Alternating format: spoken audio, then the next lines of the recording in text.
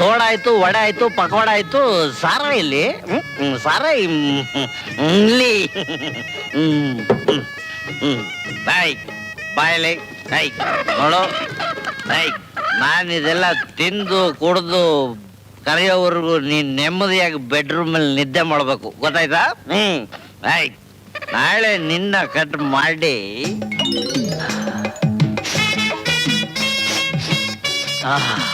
ವಡೆ ಬೋಂಡ ವಾಸನೆ ಗಮ್ಮಂತ ಬರ್ತಾ ಇದೆ. ರೀ ತುಂಬಾ ಹಸುವಾಗ್ತಿದೆ, ತೆಕ್ಕೊಡ್ರಿ. ಮೆಲ್ಲಿಗೆ.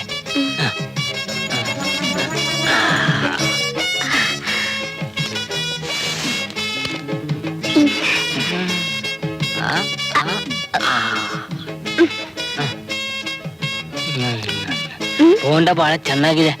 ವಡೆ ಇಲ್ರಿ? ಹಾ, ವಡೆ ಬೇರೆ ಇದೆಯಲ್ಲ. ವಡೆ